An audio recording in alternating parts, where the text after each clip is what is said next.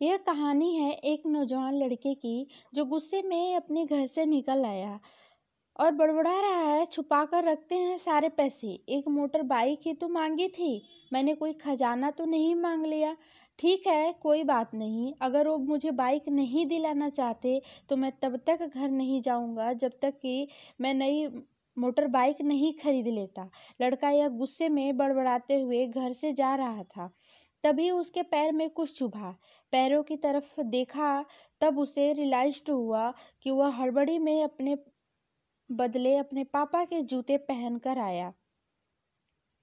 पैरों में क्या चुभ रहा है यह देखने उसने जूते चेक किए तो उसे पाया कि जूते में एक छोटी सी कील उभर आई है जो बार बार उसे चुभकर घाव बनाने की कोशिश कर रही है।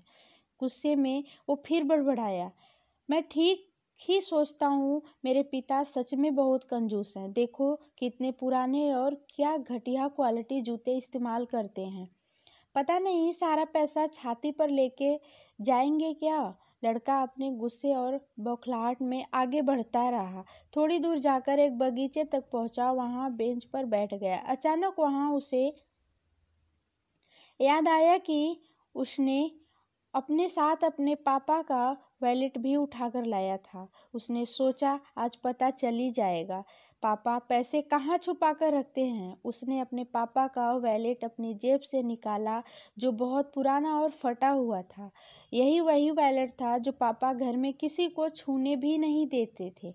जब लड़के ने अपने पापा का वॉलेट खोला तो उसमें महज 120 रुपये थे और अपनी फैमिली की फ़ोटो एक छोटी सी डायरी थी। डायरी को देखकर लड़के ने सोचा, अच्छा तो इसमें छुपा कर रखते हैं सारे राज। इसी में लिखा होगा किससे कितने पैसे लेने या किसको कितने पैसे दिए हैं। अब पता चलेगा कि पापा ने कहाँ कहाँ पैसे इन्वेस्ट कर रखे हैं। ऐसा सोचा कि लड़के ने जब उस छोटी सी डायरी का पहला पन्ना खोला तो उसमें लिखा था 40,000 बेटे की पढ़ाई के लिए उधार। लड़का यह देखकर शॉक हो गया। उसने फिर दूसरा पन्ना खोला जिसमें लिखा था 50,000 उधार नया लैपटॉप बेटे के लिए। यह वही लैपटॉप था जो पापा ने 2 साल पहले ही अपने बेटे को दिया था क्योंकि वह कॉलेज जाने लगा था। लड़के को अब पता चला कि वह जो भी चीज़ें पापा से डिमांड करता तो पापा कहाँ से पैसे लाते थे। डायरी ने इन 2 पन्नों ने ही लड़के का गुस्सा पूरी तरह शांत कर दिया और उसके मन को पश्चाताप से भर दिया। लड़का एक एक करके डायरी के पन्ने पलटता रहा और उसकी आंखों में आंसुओं की धार बहने लगी जो हर पन्ना पलटने के बाद बढ़ती ही गई। उसे पता चलता गया कि पापा ने अपनी फैमिली की ज़रूरतों को पूरा करने के लिए किस किस से कितना उधार लिया। पन्ना पलटते पलटते लड़का पिछले दिन ही डेट तक पहुंचा। पिछले दिन की तारीख वाले पन्ने पर लिखा था 50,000 बेटे की बाइक के लिए। इस पन्ने को पढ़ते ही बेटे को लगने लगा कि वो इस दुनिया का सबसे खराब बेटा है। लड़के ने जब डायरी का आखिरी पन्ना खोला तो उसमें लिखा था अच्छे जूते खरीदने हैं। हालांकि इस लाइन बेटे को समझ में नहीं आई, लेकिन वह अब जल्द से जल्द अपने बाप को मिलना चाहता था, इसलिए वह बेंच से उठा और अपने घर चल दिया। बगीचे के थोड़ा आगे रास्ते में पानी गिरा हुआ था जिस पर चलने के बाद लड़के को अपने पैरों में ठंडक महसूस हुई। उसने अपने पैरों से जूते उतार कर देखे तो दोनों जूते नीचे तल से फटे हुए थे जिनसे पानी रिसकर पैरों तक आ रहा था। जूते में निकली कील भी लड़के के पैर में जख्म बनाने में कामयाब हो गई थी। अब बेटे माँ कि वह बातें याद आई जब माँ पापा से कहा करती थी, अब तो नए जूते ले लो, कितने पुराने हो गए हैं। और पापा यह कहकर टाल दिया करते थे, अभी तो लिए हैं, कुछ साल और चल जाएंगे। बेटे ने दोनों जूतों को उतार कर फेंक दिया और फूट फूट कर रोने लगा। लड़का बड़ी तेजी से अपने घर की तरफ दौड़ा।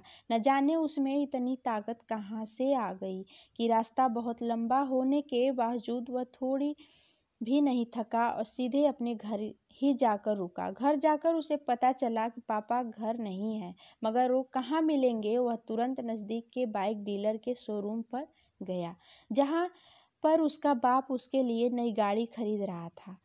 लड़का दौड़कर अपने बाप के गले से लग गया और फूट फूट कर रोने लगा। जब पिता ने लड़के से पूछा क्या हुआ, तो लड़के ने अपने पिता से माफ़ी मांगी और कहा कि मुझे बाइक नहीं चाहिए, इन पैसों से आप अपने लिए नए जूते खरीद लीजिए और आगे से मैं कोई भी चीज़ खुद के कमाए पैसे से ही लूँगा। मैं बड़ी मेहनत करूँगा और आपका कर्जा भी चुका दूँगा। यह सब सुनकर पिता की आंखों में भी आंसू आ गए, खुशी के ठिकाना नहीं रहा। आई होप आज की कहानी आपको पसंद आई होगी। आज की कहानी से आपको क्या सीखने के लिए मिला, हमें कमेंट करके ज़रूर बताइएगा। हमारी कहानियाँ आपको कितनी पसंद आती है, आपको जीवन में क्या सीखने के लिए देती हैं, हमें ये भी बताइएगा कमेंट करके। अगर हमारी कहानी पसंद आती है आपको तो चैनल सब्सक्राइब कर दीजिएगा, ताकि जो भी मैं कहानी आपके साथ शेयर करूं नोटिफिकेशन पहले आपको जाए। अगला कहानी क्या सुनना चाहेंगे ये भी कमेंट करिएगा।